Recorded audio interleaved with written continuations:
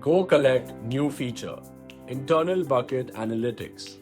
Are you only seeing overall bucket performance without knowing which cases are actually recovering or rolling back? How Go Collect's real-time bucket movement tracking will help you. Go Collect Now enables you to track internal bucket movements with precision and clarity.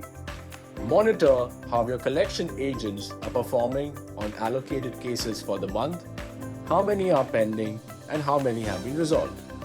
For example, when a borrower makes a payment, whether through the payment link shared by the telecaller on the cases on which he has done follow-ups via call, or the on-field collection agent doing follow-ups on the field. The moment the EMI is received from both these mediums, the case instantly moves from bucket 1 to 30, which is in flow, back to STAB, which is a stabilized account.